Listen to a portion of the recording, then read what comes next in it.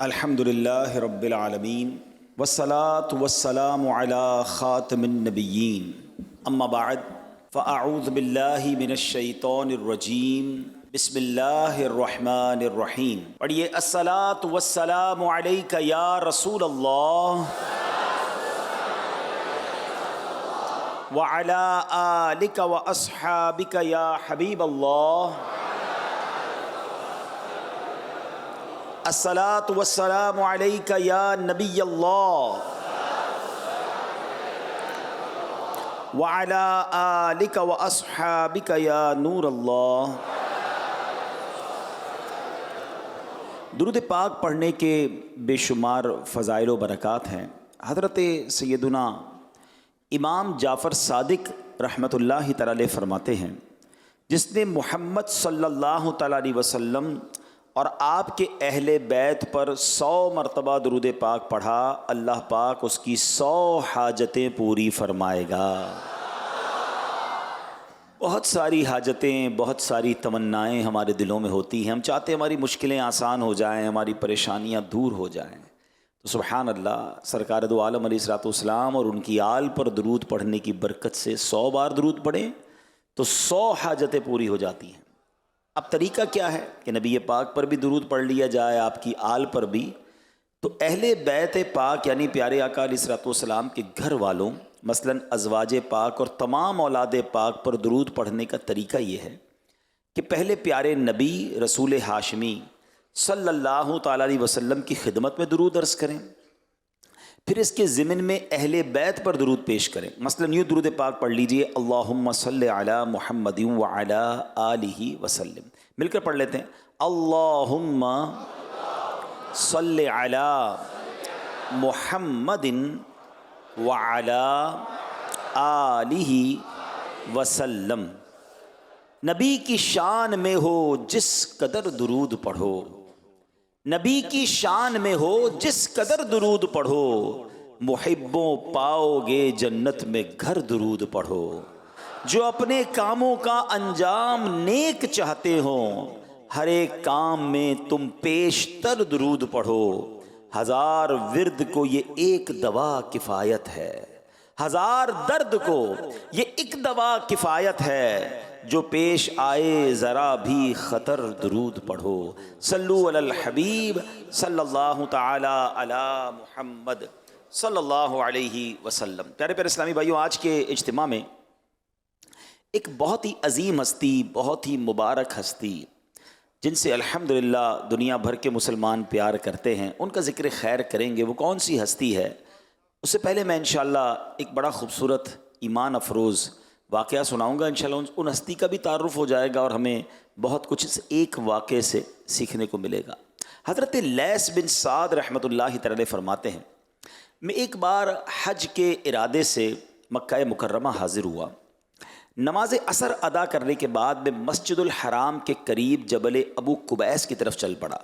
جبل ابو قبیس سبحان اللہ، یہ بالکل حرم پاک کے ساتھ پہاڑ ہے. اور یہ بھی یاد رہے کہ دنیا کا سب سے پرانا، بلکہ دنیا کا سب سے پہلا پہاڑ کہہ لیں، دنیا کا سب سے پرانا پہاڑ کہہ لیں، وہ جبل ابو قبیس ہے. اور یہ وہی پہاڑ ہے کہ جہاں حجر اسود اور مقام ابراہیم، یہ جب طوفان نوح آیا تھا تو یہاں رکھ دیا گیا تھا، اور پھر یہیں سے حضرت ابراہیم نے اٹھایا تھا اور کعبے میں نصب کیا. اور جبل ابو قبیس ہی وہ پہاڑ ہے جس پر کھڑے ہو کر میرے آقا نے چاند کے 2 ٹکڑے فرمائے تھے. آج بھی جو مکہ پاک جاتے ہیں تو جب اللہ کرے ہماری حاضری ہو انشاءاللہ، اللہ جلدی جلدی ہمیں مکہ مدینے کی حاضری عطا فرمائے. جبل ابو قبیس بالکل حرم شریف کے باہر یہ پہاڑ ہے، اور اب اس کی نشانی ہے کہ اس پر ایک بہت بڑا محل بھی بنا ہوا ہے. تو بہرحال حضرت لیث بن سعد کہتے ہیں کہ میں جبل ابو قبیس کی طرف چل پڑا. وہاں ایک شخص بیٹھا ہوا تھا اور وہ ذکر الہی میں مصروف تھا. اس نے یا رب پڑھنا شروع کیا. اتنا پڑھا کہ ان کی سانس پھول گئی. پھر کہا یا حیو یا قیوم، اتنا پڑھا کہ پھر سانس پھول گئی. پھر وہ شخصیت جو تھی وہ کہنے لگے یا رحمانو، ذکر کرتے رہے، پھر سانس پھول گئی. پھر یا ارحم الراحمین پڑھتے رہے، پھر ان کی سانس پھول گئی. اب جب وہ ذکر سے فارغ ہوئے تو اس بندے نے جس نے اتنا سارا ذکر کیا تھا، اب اللہ کی بارگاہ میں التجا کی کہ یا اللہ مجھے انگور کھانے کی خواہش ہے، مجھے انگور کھلا دے. اور میری چادر پھٹ گئی ہے، مجھے نئی چادر عطا فرما دے۔ اس شخص نے جب دعا کی تو حضرت لیث کہتے ہیں اللہ کی قسم بھی بات پوری نہیں ہوئی تھی کہ میں نے ایک ٹوکری دیکھی جو انگوروں سے بھری ہوئی تھی، حالانکہ ان دنوں انگوروں کا سیزن بھی نہیں تھا، اور 2 چادریں بھی اس ٹوکری میں موجود ہیں۔ ابھی دعا کی ہے اور ابھی دعا کا ثمرہ، دعا کی قبولیت سامنے۔ حضرت لیث کہتے ہیں میں حیران ہو گیا، تو وہ جو شخص تھے وہ انہوں نے انگور کھانا شروع کیا۔ حضرت لیث کہتے ہیں میں نے کہا دیکھیں دعا تو آپ نے کی، آمین تو میں بھی کہہ رہا تھا نا، تو دعا میں بھی شامل تھا، تو ذرا مجھے بھی شامل کیجیے، کیونکہ وہ سمجھ گئے تھے کہ یہ اللہ کی طرف سے عطا آئی ہے، یہ تو جنتی خزانے آئے ہیں، یہ تو بڑی پہنچی ہوئی شخصیت ہیں کہ حضرت دعا آپ نے کی، ٹھیک ہے انگور آ گئے، آمین تو میں بھی کہہ رہا تھا، مجھے بھی شامل کریں۔ تو حضرت بڑے سخی تھے، کہا ٹھیک ہے آپ بھی کھائیے، لیکن دیکھیں بچا کر نہیں رکھنا ہے۔ تو کہتے ہیں جب میں نے انگور کھائے تو بیج ہی نہیں تھا اس کے اندر، اور ایسا ٹیسٹ تھا، ایسی لذت تھی کہ اس سے پہلے ایسی لذت کبھی نہیں دیکھی تھی۔ تو کہتے ہیں میں جی بھر کر انگور کھائے، مگر ٹوکری ویسے کی ویسی بھری ہوئی ہے، ٹوکری میں سے انگور کم نہیں ہو رہے۔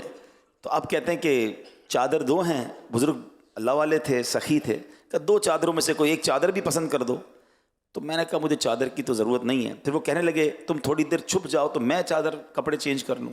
تو کہتے ہیں میں سائڈ پہ ہو گیا، تو ان بزرگوں نے چادر کو تہبند کے طور پر استعمال کیا، ایک اوپر اوڑھ لی اور اپنی دونوں اتاری ہوئی چادریں اپنی ہاتھ میں لیں اور وہ بزرگ چل دیے۔ حضرت لیث کہتے ہیں میں بھی ان کے پیچھے چلنے لگا، یہاں تک کہ جب وہ صفا مروہ پہنچے تو ان کو ایک آدمی ملا اور ان کو کہنے لگا کہ اللہ پاک کے رسول کے بیٹے میں بھی بے لباس ہوں، مجھے لباس کی ضرورت ہے، مجھے لباس پہنائیے، اللہ آپ کو لباس پہنائے۔ تو آپ نے وہ دونوں چادریں جو خود اتاری تھیں اس مانگنے والے کو عطا فرما دی۔ اب جب وہ جو بندہ آیا تھا نا، اس نے کہا تھا کہ اللہ پاک کے رسول کے بیٹے، حضرت لیث کہتے ہیں میں نے اس کو پکڑ لیا، میں نے کہا یہ ہیں کون، آپ جانتے ہیں ان کو، ذرا تعارف تو کرائیے۔ تو اب انہوں نے بتایا کہ اس شخص نے کہ یہ حضرت جعفر صادق رضی اللہ تعالیٰ عنہ ہے، یہ حضرت امام جعفر ہیں اور یہ تو آل نبی ہیں۔ حضرت لیث کہتے ہیں میں اس کے بعد حضرت کو تلاش کرنے نکلا کہ اتنی بڑی ہستی، ان سے میں قریب بیٹھا تھا، انہوں نے انگور کھلائے۔ کہتے پھر تلاش کر کر کے تھک گیا، میں حضرت کو تلاش نہیں کر سکا۔ تو یہ اللہ والوں کی شان ہوتی ہے میرے پیارے اسلامی بھائیوں، کتنی سخاوت، کتنا بڑا دل ہے، ذکر الہی کر رہے ہیں، دعا کر رہے ہیں تو دعا قبول ہو رہی ہے، اور اس کے بعد پھر عطائیں کیسی، سبحان اللہ سبحان اللہ، کیا خوبصورت ان کی ہستی ہے۔ شاعر کہتے ہیں کردار میں جھلک ہے انوار مصطفیٰ کی، کردار میں جھلک ہے انوار مصطفیٰ کی، نورانی آئینہ ہے حضرت امام جعفر، کونین کی بلندی ہے ان کے نقش پا میں، محبوب مصطفیٰ ہیں حضرت امام جعفر۔ سبحان اللہ۔ تو اے میرے پیارے اسلامی بھائیوں، حضرت امام جعفر صادق رضی اللہ تعالیٰ عنہ اللہ پاک کی دی ہوئی نعمتوں میں دوسروں کو شریک کرنے والے تھے۔ اب یہاں سیکھنا کیا ملتا ہے، دیکھیں بیان بھی چلتا رہے گا، حضرت کی سیرت کے بارے میں بھی جانیں گے، آپ کی عادتوں کے بارے میں جانیں گے، لیکن ہم سب سیکھنے آئے نا یہاں بھی، اور جو مجھے مدنی چینل پر سن رہے ہیں، حضرت امام جعفر صادق کی نیاز بچپن سے کھائی، جب سے پیدا ہوئے ہوں سنبھالا کھیر پوری کھا رہے ہیں۔ بھئی کھیر پوری کھائیے اچھی بات ہے، مگر ان کی ذات سے کیا سیکھا، عمل کیا کیا۔ اب آپ سوچئے کہ ایک ایسی شخصیت جس کے پاس کچھ کھانے کو نہیں ہے اور اس کو کھانے کو ملے، اور وہ ملنے کے بعد اس میں بھی دوسروں کو شریک کرے، کیا خوبصورت سخاوت ہے۔ ہمارے فریج بھرے ہوئے ہیں، ہماری کبرڈز بھری ہوئی ہوں، ہمارے پاس بہت ساری چیزیں، پھر بھی دینے کو جی نہیں چاہتا۔ اچھا ہم کب دیتے ہیں؟ جب ہمارے کام کا نہیں ہوتا۔ کھانا بچ گیا، چلو غریب کو کھلا دو، ماسیوں کو دے دو، مدرسے میں بھجوا دو ہیں۔ اس کے بعد کپڑے، اب جیسے سردیوں کے دن آئیں، لوگوں نے نکالے اپنے جیکٹ، اپنے جرابیں، اپنے سویٹر، ارے یار یہ والی جراب میں تو سوراخ ہو گیا ہے، چلو یہ کسی غریب کو دے دو، یہ جیکٹ اب پھٹنے والی ہو گئی ہے، بٹن بھی ٹوٹ گئے ہیں، یہ کسی کو دے دو۔ ہم اللہ کی راہ میں جب دینے کی باری آتی ہے نا، کسی غریب کا بھلا کرنے کا بھی سوچتے ہیں، تو جو میرے کام کا نہیں میں وہ کسی کو دیتا ہوں۔ اور ان کے پاس تو کھانے کو ہی کچھ نہیں تھا، ابھی تازہ تازہ کھانا آیا ہے اور اس میں بھی دوسرے کو شریک کر رہے ہیں۔ 2 چادریں آئی ہیں تو 1 چادر دینے کی آفر کر رہے ہیں، یہ کیسا دل تھا۔ اور مزہ بھی اسی میں پیارے اسلامی بھائیوں، قرآن پاک کے 4 پارے کی پہلی آیت ہے، لن تنالوا البر حتى تنفقوا مما تحبون۔ قرآن کہتا ہے تم اس وقت تک بھلائی کو نہیں پہنچ سکتے جب تک اپنی پیاری چیز اللہ کی راہ میں خرچ نہ کرو۔ یہ کبھی کر کے دیکھیں۔ ہاں میں آپ کو صحیح بتا رہا ہوں، کبھی گھر میں کھانا بنے، ہم کیا سب کہتے ہیں بچ جائے پھر دوں، کھانا بن گیا نا، سب سے اچھا کھانا پہلے نکالیں پلیٹ میں اور اب وہ کسی کو کھلا دیں۔ ہاں آپ کا کھانا کم نہیں ہوگا، مگر جو مزہ آئے گا نا آپ کو کھانے میں اور جو ثواب ملے گا، کیونکہ آپ نے بہترین چیز اللہ کی راہ میں دی۔ تو اب کیا، رمضان میں جیسے افطار ہمارے گھر میں بنتا ہے، مزہ پتہ کیا ہے، افطار تیار ہو گیا، پہلے میں کھاؤں اس سے پہلے میں اس کی ایک پلیٹ بنا کے کسی پڑوسی کو، کسی غریب کو، کسی کو کھلا دوں، بہترین۔ 10 کو کھلانے کی بجائے 1 کو کھلاؤ، مگر بہترین کھلاؤ۔ میں نہیں کہتا 10 کو کھلانے والے غلط کرتے ہیں، مگر آپ اپنے دل سے پوچھیں نا، بہترین دینے کا مزہ اور ہے۔ ہاں مجھے ایک واقعہ یاد آ گیا، ایک بزرگ ہیں، ان کے بارے میں آتا ہے کہ ان کے گھر پہ کھانے کو کچھ نہیں تھا بظاہر، ان کے بھی غربت کے دن تھے، کسی نے دروازے پر دستک دی تو اپنی زوجہ سے کہا کچھ ہے؟ اس نے کہا اللہ کے نام پہ کچھ دو، میں غریب ہوں، بھوکا ہوں، تو کچھ ہے؟ تو کہاں ہمارے پاس 4 انڈے ہیں۔ تو کہا چاروں انڈے دے دو، یہ نہیں کہا کہ 4 میں سے 1 دے دو، کہا یہ 4 دے دو۔ وہ اللہ والی، وہ بھی نیک خاتون تھی، یہ نہ پوچھا کہ حضرت ہم کیا کھائیں گے، 4 انڈے دے دیے۔ مگر اللہ پر بھروسہ ایسا تھا کہ اللہ کی راہ میں دیا ہے نا، اب آنے والا ہے۔ تھوڑی دیر ہوئی تو دروازے پہ دستک ہوئی، کہا حضور آپ کے ایک دوست نے آپ کے لیے تحفہ بھجوایا ہے۔ بیوی سے پوچھا دیکھو کیا ہے، تو کہا حضور انڈے ہیں۔ کہا کتنے ہیں؟ کہا پوری ٹوکری ہے۔ کہا گنو کتنے ہیں؟ کاؤنٹ کیے تو 30 انڈے تھے۔ بیوی سے کہا تم نے کتنے دیے تھے؟ کہا حضور 4 دیے تھے۔ آئے کتنے ہیں؟ کہا 30 آئے ہیں۔ چیک کرو 30 نہیں آنے چاہیے تھے، 40 آنے چاہیے تھے۔ کہا حضور آئے تو 40 ہیں، مگر 10 ٹوٹے ہوئے ہیں۔ کہا اچھا 30 پورے 10 ٹوٹے ہوئے؟ یہ بتاؤ جو دیے تھے اس کی کیفیت کیا تھی؟ حضور بات یہ جو میں نے انڈے دیے تھے نا اس میں بھی 3 پورے تھے، 1 ٹوٹا ہوا تھا۔ بات آئی سمجھ میں؟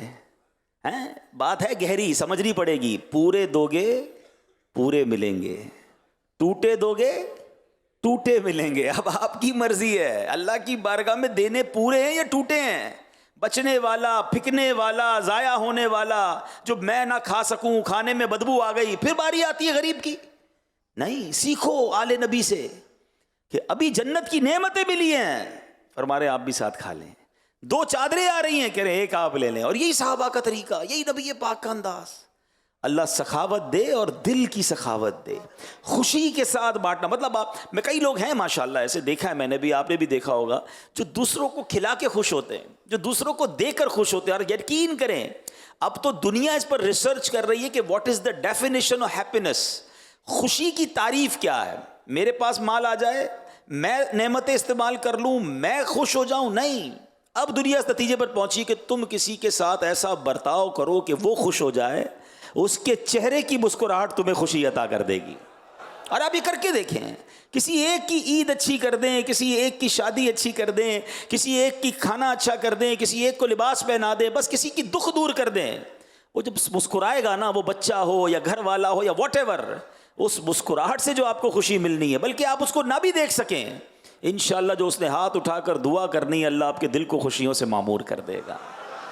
تو پہلی خوبصورت بات، آل نبی کی کیا شان ہے۔ ابھی تو بات شروع ہوئی ہے اور کتنا سیکھنے کو مل رہا ہے۔ بہرحال اچھا، حضرت امام جعفر صادق دوسرے کو کھانے میں شریک فرمانے والے، اور اسی طرح آپ نے لباس بھی عطا فرمایا جو غیب سے لباس ملا تھا۔ اب یہ لباس پہنانا یہ کتنی بڑی نیکی ہے، آپ کو پتہ ہے؟ کھانا کھلانا اور لباس پہنانا یہ نصیب والوں کا کام ہے، اللہ ہم سے کام لے لے۔ اللہ کے نبی علیہ الصلوۃ والسلام فرماتے ہیں جس نے کسی مسلمان کو لباس پہنایا، جب تک اس میں کوئی دھاگا یا لڑی اس کے بدن پر رہے، لباس پہنانے والا اللہ پاک کی حفاظت میں رہے گا۔ ہائے ہائے ہائے، سیکیور ہو گیا بندہ۔ جس نے کسی کو کپڑے پہنا دیے، وہ کپڑے پہن رہا ہے، ادھر اللہ نے اس بندے کا حصار کر دیا، وہ محفوظ ہو گیا۔ ایک اور حدیث پاک میں آقا فرماتے جو کسی بے لباس کو لباس پہنائے، اللہ پاک اسے سبز جنتی جوڑے پہنائے گا۔ سبحان اللہ۔ تو یہ نیکی کرتے رہنی چاہیے۔ میں اگر 4 جوڑے سلوا سکتا ہوں تو ایک کسی غریب کے لیے سلوا لوں نا۔ اچھا، ہمارا ایک اور بڑا پرابلم ہے، ہم بعض اوقات کیا کہتے ہیں، یار مجھ سے کوئی مانگے گا تو دے دوں گا۔ اچھا، پھر مانگنے آتا تو کہتے ہیں پتہ نہیں مانگ رہا ہے، پیسے کی ضرورت ہے بھی کہ نہیں، بیکاری ہے، اور جناب یہ تو پروفیشنل ہو گیا ہے۔ یہ مانگنے کا انتظار نہ کیا کرو، یہ بڑا پرابلم ہے ہمارا۔ ہم اپنے دوستوں کو بھی، رشتہ داروں کو کہتے ہیں کہ ضرورت ہو تو مانگ لینا، وہ نہیں مانگے گا آپ سے۔ کس کی ہمت ہوگی یار، جس نے ساری زندگی خود مسجد کے ڈبے میں پیسے ڈالے، اب اس کے پیسے کم ہو گئے ہیں، اس نے کبھی ہاتھ نہیں پھیلایا کسی کے آگے۔ آپ کو تلاش کرنے کی ضرورت نہیں ہے، میں آپ کو ایزی فارمولہ دے دیتا ہوں۔ پاکستان میں اگر بات کروں میں تو جس کی تنخواہ یا آمدنی 40-45 ہزار یا اس سے کم ہے نا، وہ بیچارہ سفید پوش ہو چکا ہے، اس کے پیسے پورے نہیں ہو رہے ہیں، اس کو مانگنے کے لیے نہ کہو. آپ ایسے کسی بھی اسلامی بھائی کو، کسی بھی رشتہ دار کو، کسی بھی پڑوسی کو جوڑا دے دیں، وہ انشاءاللہ خوشی سے لے لے گا اور اس کے دل سے دعا نکلے گی. مزہ یہ ہے کہ وہ مانگے نا، میں خود دینے والا بنوں. اور آپ کون سا زکوٰۃ میں جوڑا دے رہے ہیں؟ تو آپ کھانا کھلانا یا لباس پہنانا یہ عام مسلمانوں میں تقسیم کریں. مسلمانوں کو ضرورت بھی ہے. ہم نے دیکھا ہے یار، سال سال گزر جاتا ہے، بندہ جوڑا نہیں سلواتا. اپنے بچوں کا جوڑا سلوانا ہوتا تو اپنے جوڑا 2 سال چلا رہا ہوتا ہے، 3 سال. عید پہ لوگ آج کل نئے کپڑے نہیں سلوا پا رہے. جس کو دیا ہے اللہ نے، یہ نیکی کماؤ، اللہ سبز جنتی لباس انشاءاللہ اسے عطا فرمائے گا. کتنی پیاری فضیلت ہے، سبحان اللہ. قرآن مجید فرقان حمید میں رب تعالیٰ ارشاد فرماتا ہے وَيُطْعِمُونَ الطَّعَامَ عَلَىٰ حُبِّهِ مِسْكِينًا وَيَتِيمًا وَأَسِيرًا إِنَّمَا نُطْعِمُكُمْ لِوَجْهِ اللَّهِ لَا نُرِيدُ مِنكُمْ جَزَاءً وَلَا شُكُورًا. قرآن کہتا ہے، ترجمہ کنز العرفان، وہ اللہ کی محبت میں مسکین اور یتیم اور قیدی کو کھانا کھلاتے ہیں. ہم تمہیں خاص اللہ کی رضا کے لیے کھانا کھلاتے ہیں، ہم تم سے نہ کوئی بدلہ چاہتے ہیں اور نہ شکریہ. سبحان اللہ. اللہ پاک کے وہ نیک بندے جنہیں جنت عطا کی جائے گی، وہ جنتی چشموں سے پئیں گے. یہ وہ لوگ ہوں گے جو دنیا میں اللہ پاک کی محبت میں غریبوں مسکینوں کو کھانا کھلاتے ہیں. مخلص ایسے ہیں کہ کہتے ہیں ہم نے تمہیں اللہ پاک کی رضا کے لیے کھلایا ہے، ہم تم سے کسی قسم کی جزا یا شکریہ کا ارادہ نہیں رکھتے. سبحان اللہ. اللہ کرے کہ اللہ کی راہ میں خرچ بھی کریں اور اس سے شکریہ کی امید نہ رکھیں، اس سے کوئی جزا کی امید نہ رکھیں. آج تو پرابلم یہ ہے، کسی کی مدد کرنا ہے تو سوشل میڈیا پہ ڈالنا ہے، ساری دنیا کو بتانا ہے اور اس بیچارے کو بھی ذلیل کرنا ہے. ایسا نہ کریں، بلکہ پتہ کوشش کیا کریں، کبھی کسی کی مدد کیا کریں نا. کبھی کبھی زندگی میں ایسی بھی مدد کرو کہ اسے پتہ بھی نہ چلے میری مدد کس نے کی ہے. میں جانوں، میرا رب جانے. مجھے اس کو کیوں بتانا کہ میں نے تیری ہیلپ کی ہے. سنیے کھانا کھلانے والوں کو کس قدر اجر ملتا ہے. اللہ کے حبیب علیہ الصلوۃ والسلام فرماتے ہیں، بارگاہ رسالت میں کوسچن ہوا، سرکار دو عالم علیہ الصلوۃ والسلام سے سوال ہوا، کون سا اسلام اچھا ہے؟ فرمایا کھانا کھلاؤ اور ہر جانے انجانے کو سلام کرو. یعنی 2 باتیں آقا نے فرمائی، سب کو سلام کرو اور کھانا کھلاؤ. یعنی یہ اسلام کے بنیادی کاموں میں سے ایک کام ہے، یہ بہترین کاموں میں سے ایک کام ہے. سلام میں بھی ہماری اب یہ پرابلم ہو گئی ہے. ہم اب جیسے اجتماع میں آئے ہیں، یہاں تو دیندار لوگ آئے ہیں نا، عام لوگ تو سلام ہی نہیں کرتے. مگر دیندار لوگوں میں بھی ایک بعض اوقات کیا مسئلہ ہو جاتا ہے، میں جس کو جانتا ہوں اس کو سلام کرتا ہوں، جس کو نہیں جانتے ہم اس کو سلام نہیں کرتے. نہیں، آقا نے فرمایا جانو یا نہ جانو سب کو سلام کریں.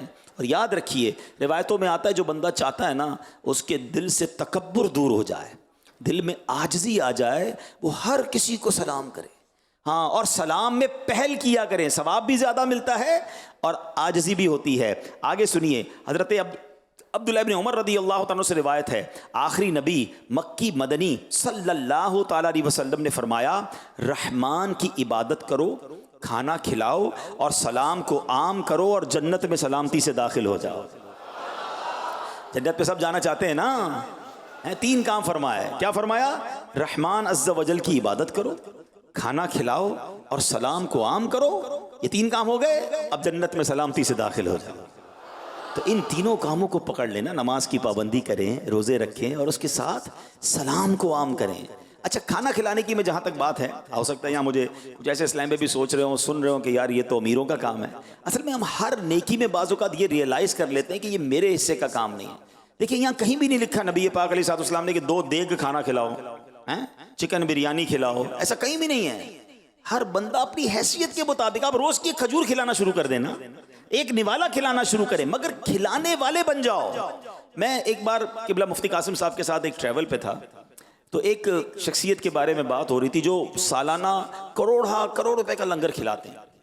تو ہم بات کر رہے تھے کہ یار اتنا خرچ کرتے ہیں تو ان کا بزنس کیسا ہوگا، ملٹیپلیکیشن. مفتی صاحب نے کمال کی بات کی. مفتی صاحب نے فرمایا کہ آپ ایک چیز نوٹ کر لیں کہ کھانا کھلانا جو ہے نا یہ رب کی شان ہے. رازق کون ہے؟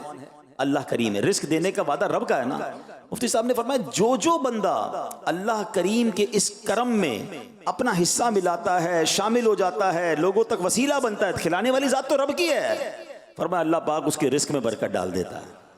میں ایسے کئی لوگوں کو جانتا ہوں جو خود کہتے ہیں ہم نے 2 لوگوں سے کھلانا شروع کیا تھا، ہم نے 4 لوگوں سے کھلانا شروع کیا تھا، آج ہزاروں لوگوں کو کھلا رہے ہیں. ہمیں سمجھ نہیں آ رہی ہمارا رزق کیسے بڑھ رہا ہے. تو اگر آپ غربت سے بھی نکلنا چاہتے ہیں نا، اگر آپ اپنے دسترخوان کو وسیع کرنا چاہتے ہیں، آپ کچھ نہ کچھ روزانہ، روز نہیں تو ہفتہ وار، چلو جمعے کے دن ایک بندے کا کھانا کھلا دو، ایک کو کھلایا، ملٹی پلائی پہ 70 ہو جائے گا جمعے والے دن.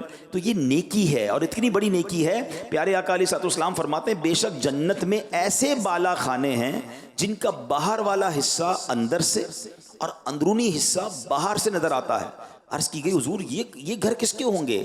ارشاد فرمایا جو اچھی بات کہے، کھانا کھلائے، ہمیشہ روزے رکھے اور اس وقت قیام کرے، یعنی نماز پڑھے جب لوگ سوئے ہوئے ہوتے ہیں. اے تہجد پڑھنے والوں تمہیں مبارک ہو. تو سبحان اللہ، یہ جنت کے ایسے گھر ان کے لیے ہوں گے. نبی پاک علیہ الصلوۃ والسلام نے فرمایا بھوکے مسلمان کو کھانا کھلانا مغفرت واجب کرنے والے اعمال میں سے ہے.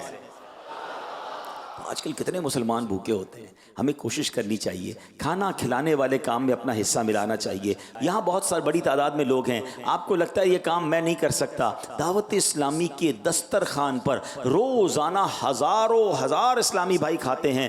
طلباء بھی ہوتے ہیں، علماء بھی ہوتے ہیں، اجتماع میں آنے والے ہوتے ہیں، کورسز کرنے والے ہوتے ہیں. یہ لنگر کا سلسلہ تو برسہ برس سے جاری ہے. اگر آپ سمجھتے ہیں، میں تو یہ چاہوں گا کہ آپ اپنے اپنے علاقے میں، اپنے پڑوسیوں میں، اپنے رشتہ داروں میں کھانا کچھ نہ کچھ کھلائیں. نہیں تو پھر دعوت اسلامی والوں کو لنگر کے نام پر رقم دیں. انشاءاللہ یہ دسترخوان سجتا رہے گا اور ہمیں اللہ نے چاہا تو یہ نعمتیں نصیب ہوتی رہیں گی. بہرحال امام جعفر صادق کا تعارف بھی تو سن لینا. آپ کی بایوگرافی کیا ہے، آپ کا نام کیا ہے، آپ کا نسب کیا ہے، آپ کے بارے میں کیا معلومات ہو سکتی ہے، ہمیں کرنی چاہیے. امام جعفر صادق سید الشہداء، امام عالی مقام، امام حسین رضی اللہ عنہ کے پڑ پوتے ہیں، گریٹ گرینڈ چلڈرن ہیں، آپ کے پڑ پوتے ہیں. آپ نے دو عظیم و شان صحابہ حضرت انس بن مالک اور حضرت سہل بن سعد رضی اللہ عنہ کی صحبت پائی ہے. اس سے یہ پتہ چلا کہ امام جعفر صادق تابعی بزرگ ہیں. اچھا، آپ والدہ کی طرف سے صدیقی یعنی حضرت ابوبکر صدیق کی اولاد اور والد صاحب کی طرف سے حسینی سید ہیں. آپ کا نام پاک جعفر، کنیت ابو عبداللہ اور لقب صادق ہے. صادق کا معنی ہے سچ بولنے والا. امام جعفر صادق جو لفظ ساتھ لگتا ہے نا، یہ پتہ ہونا چاہیے کہ صادق اس لیے کہا جاتا ہے یعنی بہت زیادہ سچ بولنے والا. آپ کبھی بھی جھوٹ نہیں بولتے تھے، اس لیے آپ کا لقب صادق پڑ گیا، سچا پڑ گیا. سبحان اللہ. اے میرے پیارے اسلامی بھائیو، ہمیشہ سچ بولتے تھے. محبت تو ہم بھی ان سے کرتے ہیں. اہل بیت کا غلام ہم بھی کہتے ہیں اپنے آپ کو کہ ہم بھی سچ بولتے ہیں، کہ ہم بھی جھوٹ سے بچتے ہیں. اللہ اکبر. یہ جھوٹ کتنی بری بیماری ہے، آپ کو پتہ ہے؟ سرکار دو عالم صلی اللہ تعالی علیہ وسلم کا فرمان سنیے، سچائی کو اپنے اوپر لازم کر لو، کیونکہ سچائی نیکی کی طرف لے جاتی ہے اور نیکی جنت کا راستہ دکھاتی ہے. آدمی برابر سچ بولتا رہتا ہے اور سچ بولنے کی کوشش کرتا رہتا ہے، یہاں تک کہ وہ اللہ پاک کے نزدیک صدیق یعنی بڑا سچا لکھ دیا جاتا ہے.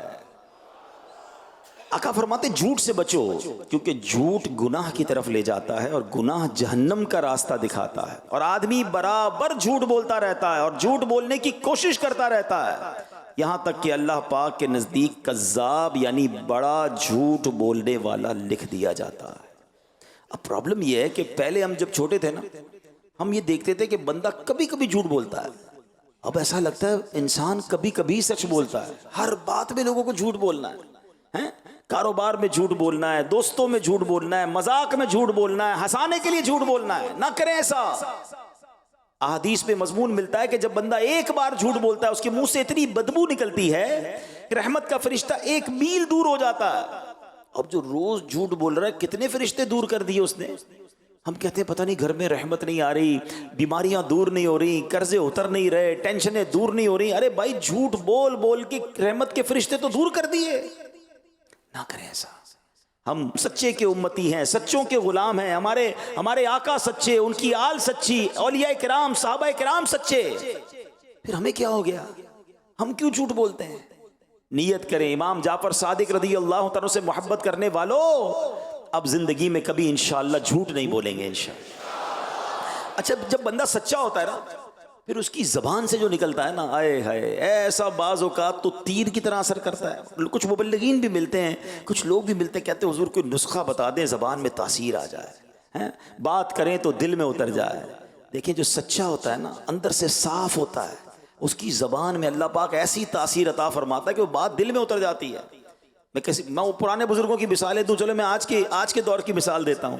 امیر اہل سنت کو دیکھ لیجئے نا، مدنی مذاکرہ فرماتے ہیں، بظاہر کتنی سادہ باتیں کرتے ہیں، کوئی راکٹ سائنس بیان نہیں کرتے، مگر لاکھوں لوگ عمل کرنا شروع کر دیتے ہیں، ہزاروں بدلنا شروع ہو جاتی. کیسے؟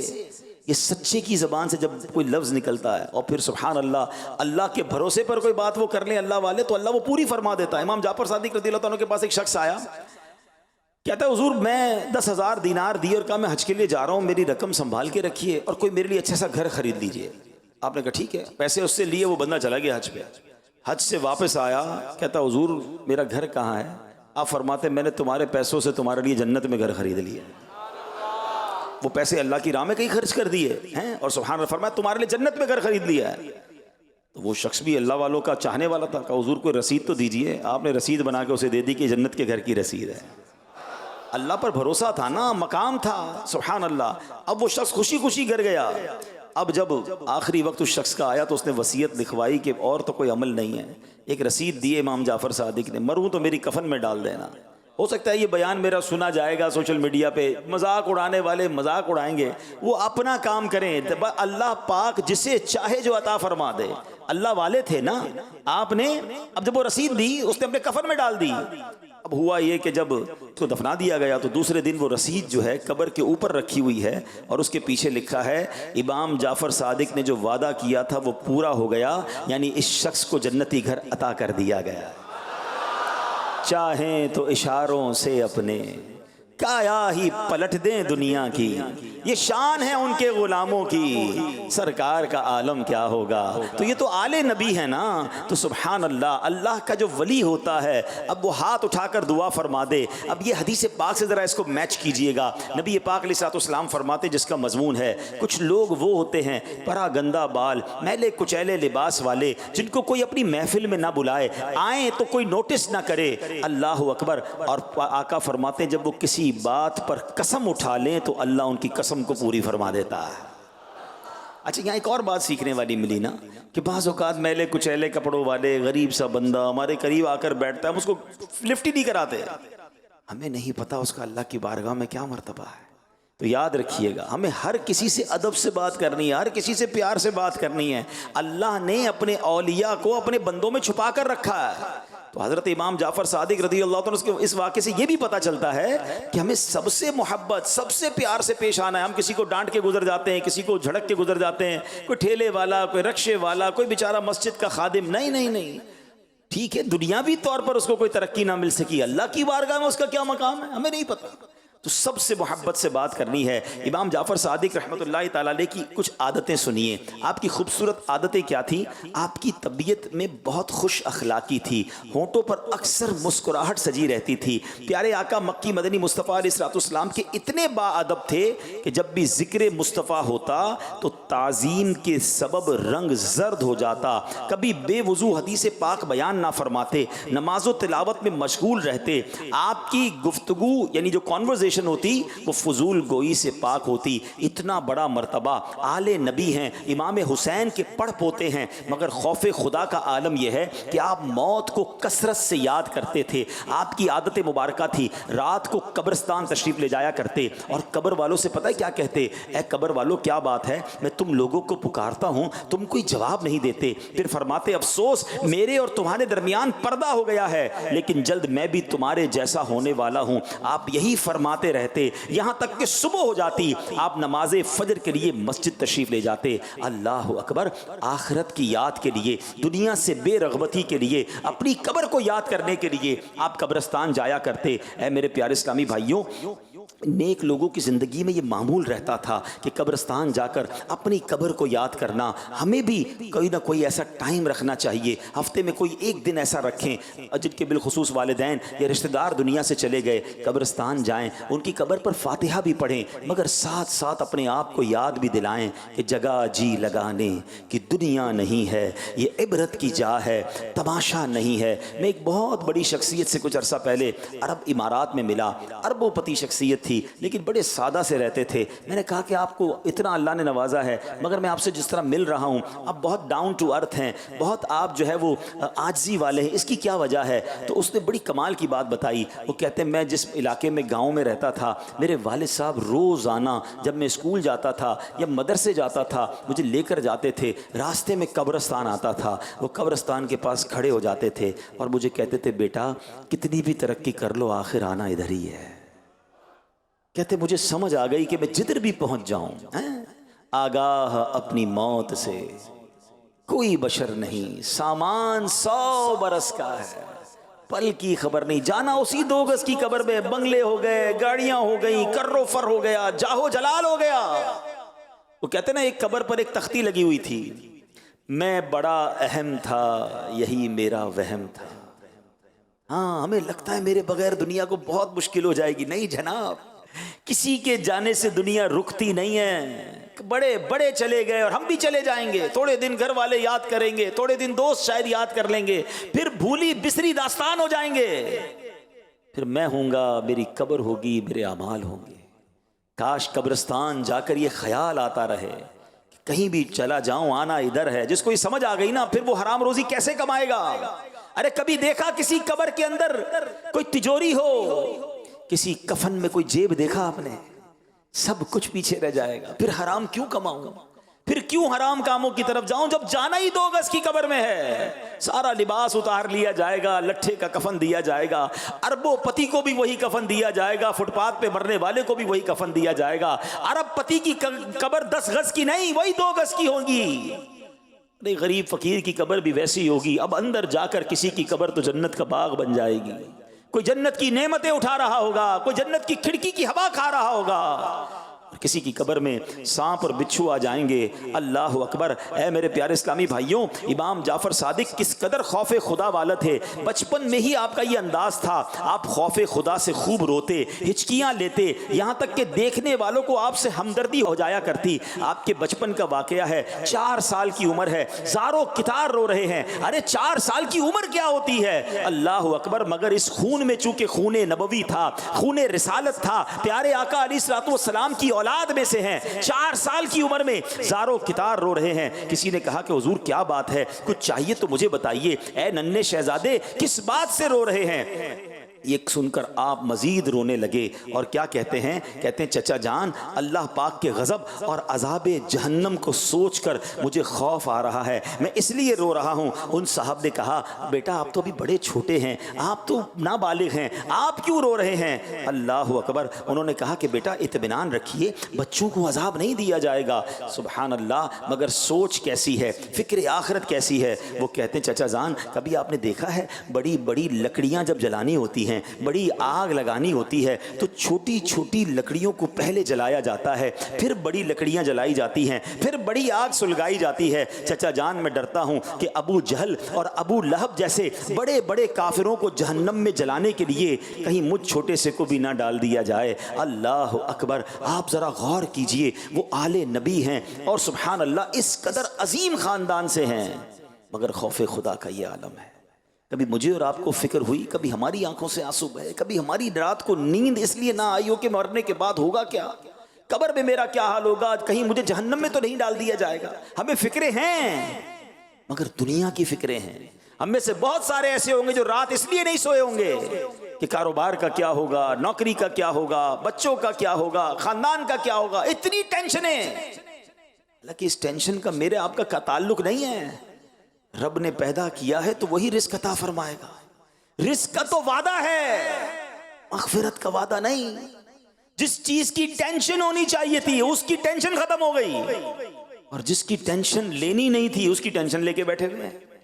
سوچئے نا, حضرت امام جعفر صادق رضی اللہ تعالیٰ خوف خدا میں کس قدر روتے. یہ کتنے خوش نصیب ہیں وہ لوگ جو اللہ کی یاد میں روتے ہیں. کہتے ہیں نا رونے والی آنکھیں مانگو, رونا سب کا کام نہیں. حدیث پاک سنیے, جس مومن کی آنکھوں سے خوف خدا کے سبب آنسو نکلتے ہیں, اگرچہ مکھی کے سر کے برابر ہوں, پھر وہ آنسو اس کے چہرے کے ظاہری حصے کو پہنچے تو اللہ پاک اسے جہنم پر حرام کر دیتا.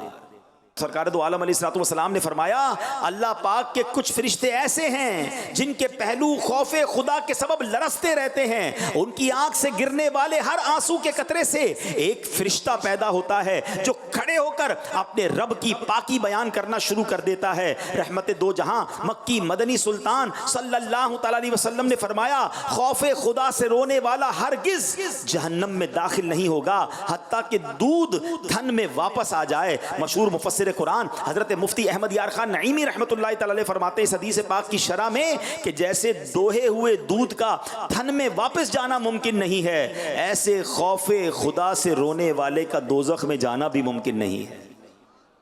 تیرے خوف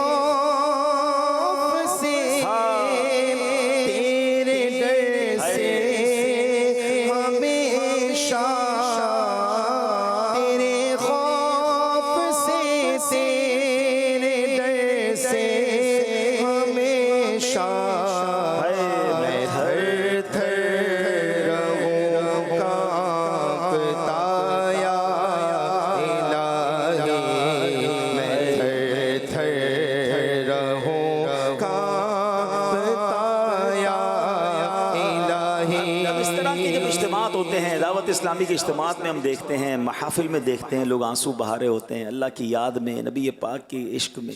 یہ جو رونے والے لوگ ہوتے ہیں نا کسی محفل میں، اور اچھی محفلوں میں دوسروں پر بھی کرم ہو جاتا ہے۔ ایک بار حدیث پاک میں آتا ہے کہ نبی پاک علیہ الصلوۃ والسلام گفتگو فرما رہے تھے، بیان فرما رہے تھے، آپ کی پیاری پیاری گفتگو سن کر حاضرین میں سے ایک شخص رونے لگ گیا۔ پیارے آقا علیہ الصلوۃ والسلام نے فرمایا اگر آج تمہارے درمیان وہ تمام مسلمان موجود ہوتے جن کے گناہ پہاڑوں کے برابر ہیں تو انہیں بھی اس ایک شخص کے رونے کی وجہ سے بخش دیا جاتا۔ پتہ ہے اس کے رونے پر کیا ہو رہا تھا؟ آقا فرماتے ہیں کیونکہ فرشتے بھی اس کے ساتھ رو رہے ہیں اور دعا کر رہے ہیں، اے اللہ پاک جو کثرت سے روتے ہیں نہ رونے والوں کے حق میں ان کی شفاعت قبول فرما۔ آئے ہائے اللہ ہمیں رونے والی آنکھیں عطا فرمائے، اپنا خوف نصیب فرمائے، اور ایسی صحبتیں ایسی سنگتیں نصیب فرمائے، ایسے اجتماعات میں آتے جایا کریں جہاں اللہ کی یاد میں رونے والے، عشق رسول میں رونے والے، اللہ کی بارگاہ میں گر گڑانے والے ہوتے ہیں۔ کیا معلوم کسی کے آنسو کی برکت سے، کسی کی خوف کی برکت سے، کسی کی دعا کی برکت سے، کسی کی آمین کی برکت سے ہمارا بیڑا پار ہو جائے۔ اے میرے پیارے اسلامی بھائیوں، ہمیں بھی چاہیے آنسو بہایا کریں، خوف خدا سے رویا کریں۔ اب خوف خدا میں رونے کا طریقہ کیا ہے؟ جس کو رونا ہی نہیں آتا اس کے بارے میں علماء نے لکھا تنہائی میں بیٹھ جائیں، قبر کے احوال پر غور و فکر کریں، قبر کی تنگی، وحشت و تنہائی کو یاد کریں، روح نکلنے کی مشکلات اور تکلیفوں کو سوچیں، اپنے گناہوں کو یاد کریں، روز قیامت اللہ پاک کی بارگاہ میں حاضری کا منظر ذہن میں لائیں، قیامت کی ہولناکیوں کا تصور باندھنے کی کوشش کریں، جہنم کے عذابات پڑھیں، انہیں بار بار ذہن میں لاتے رہیں، قرآن کریم کی تلاوت کی کثرت سے عادت بنائیں، انشاءاللہ خوف خدا سے رونا نصیب ہو جائے گا۔ اللہ پاک سے ہم دعا کرتے ہیں اے اللہ رجب کا مہینہ ہے، یہ تیرا مہینہ ہے، ہزاروں کا مجمع ہے، اے اللہ یہاں کوئی تو تیرا نیک بندہ ہوگا، اس نیک بندے کی برکت سے ہمیں بھی تیرے خوف میں رونے والی آنکھیں عطا فرما دے۔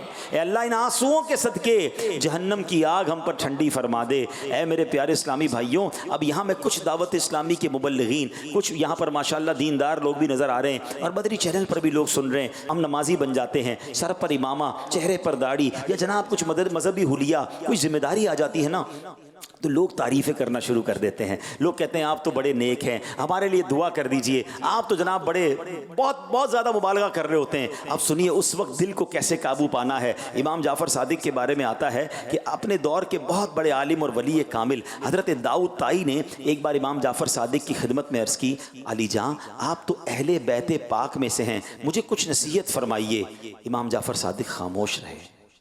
حضرت داؤد طائی کہتے ہیں حضور آپ تو اہل بیت پاک میں سے ہیں، مجھے کوئی نصیحت فرمائیے۔ امام جعفر صادق نے پتہ کیا کہا کہ میں تو خود خوف زدہ ہوں کہ اگر قیامت کے دن میرے جد اعلیٰ یعنی جناب رسول اللہ صلی اللہ تعالی علیہ وسلم نے میرا ہاتھ پکڑ کر پوچھا کہ تو نے میری پیروی کا حق کیوں ادا نہیں کیا تو میں کیا جواب دوں گا۔ اللہ اکبر۔ یہ سن کر حضرت داؤد طائی رحمۃ اللہ تعالی علیہ رو پڑے، کہتے امام جعفر صادق اتنا بڑا مرتبہ ہو کر اتنے خوف زدہ ہیں تو پھر میں کس گنتی میں آتا ہوں۔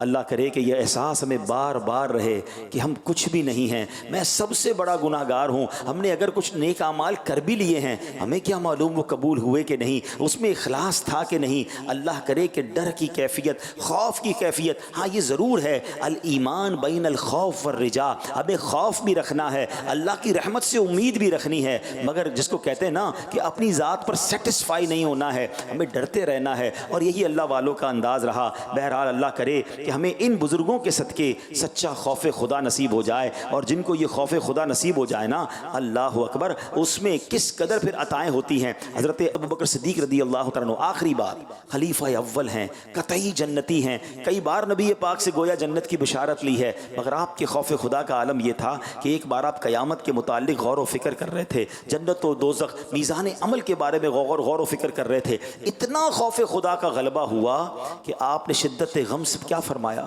کاش میں کوئی سبزہ ہوتا مجھے جانور کھا لیتے، کاش مجھے پیدا ہی نہ کیا جاتا۔ اللہ اکبر، یہ کون کہہ رہا ہے؟ امیر المومنین خلیفۃ المسلمین، یار غار و یار مزار حضرت ابوبکر صدیق رضی اللہ تعالیٰ عنہ۔ مگر جب آپ نے یہ عاجزی اختیار کی، یہ خوف کا اظہار کیا، سنیے پھر کیا ہوتا ہے، قرآن کی آیت نازل ہوتی ہے، اللہ پاک فرماتا ہے وَلِمَنْ خَافَ مَقَامَ رَبِّهِ جَنَّتَانِ، فرمایا اور جو اپنے رب کے حضور کھڑے ہونے سے ڈرے اس کے لیے 2 جنتیں ہیں۔ کتنا خوبصورت انداز ہے، کیسی پیاری جزا ہے، جو اللہ پاک کی بارگاہ میں حاضری سے ڈرے اس کے لیے 2 جنتیں ہیں۔ کاش ہمیں بھی یہ خوف نصیب ہو جائے، ہم بھی قیامت کے دن ہولناک مناظر کا تصور باندھا کریں، میدان محشر، میزان عمل، جنت، دوزخ اور پل صراط وغیرہ کو یاد کیا کریں، اس کی برکت سے انشاءاللہ خوف خدا نصیب ہوگا، اور اللہ پاک نے چاہا تو ہم بھی 2 جنتوں کے حقدار بن جائیں گے۔ اللہ کرے کہ ہمیں حقیقی خوف خدا نصیب ہو جائے۔ تو اے میرے پیارے اسلامی بھائیوں، سیدنا امام جعفر صادق رضی اللہ تعالیٰ عنہ کے بارے میں آتا ہے کہ آپ کی 3 بڑی خوبصورت عبادتیں تھیں، کہ حضرت امام جعفر صادق کے بارے میں ایک شخص حضرت امام مالک کہتے ہیں میں ایک زمانے تک امام جعفر صادق کی بارگاہ میں جاتا رہا، میں ہمیشہ آپ کو 3 عبادتوں میں سے ایک میں مصروف پاتا تھا، یا تو آپ نماز پڑھتے ہوئے ملتے تھے، یا روزہ دار ہوتے تھے، یا تلاوت قرآن کر رہے ہوتے تھے، کچھ نہ کچھ ان تینوں میں سے آپ کی ایکٹیویٹی جاری رہتی تھی۔ آج ہمارا حال کیا ہے، نمازوں کے لیے لوگوں کو ٹائم نہیں مل رہا، تلاوت کیے ہوئے تو برسوں گزر گئے، ذکر و اذکار کے لیے وقت نہیں ہے۔ ایسا نہ کریں، جتنا دنیا میں غرق ہوتے جائیں گے نا اتنا دنیا کھینچتی چلی جائے گی۔ سنیے گا، اللہ پاک فرماتا ہے اے ابن آدم، دنیاوی فکریں چھوڑ کر عبادت کے لیے فارغ ہو جا، تب تمہارے سینے کو مالداری سے بھر دیا جائے گا۔ اگر ایسا نہیں کرو گے اور دنیاوی فکروں میں ہی رہو گے، ادھر کی ہی سوچتے رہو گے، تو تمہارے دل کو مصروفیات مثلا دنیاوی کاموں میں مشغولیات سے بھر دیا جائے گا۔ تو پتہ یہ چلا کہ ہمیں اگر دنیا سے وقت نکال کر عبادت کی طرف، دین کی طرف آپ لگائیں گے، اللہ غنا سے دل کو بھر دے گا، دنیا میں بھی برکت آ جائے گی۔ اور یہی الحمدللہ دعوت اسلامی کا پیغام ہے کہ اپنے دنیاوی امور کے ساتھ ساتھ اپنی آخرت کی فکر کرتے رہا کریں۔ اسی لیے آپ کو کہا جاتا ہے مہینے میں ایک بار 3 دن کے لیے، 12 ماہ میں کم از کم 1 مہینے کے لیے مدنی قافلے میں، اور زندگی میں کم از کم ایک بار 12 ماہ کے مدنی قافلے میں سفر کریں، ہر جمعرات اجتماع میں آتے رہیں، مدنی مذاکروں میں شرکت کرتے رہیں، تاکہ دنیاوی جو زندگی ہے اس کے ساتھ ساتھ وقت نکال کر ہم اپنی آخرت کی بھی تیاری کرتے رہیں، عبادت کے لیے بھی وقت نکالتے رہیں۔ تو الحمدللہ دعوت اسلامی کے اجتماعات میں، مدنی قافلوں میں، ہفتہ وار اجتماع کے ساتھ ساتھ مدنی مذاکروں میں شرکت کرتے رہا کریں۔ اللہ پاک ہم سب کو عمل کرنے کی توفیق عطا فرمائے۔ صلو علی الحبیب۔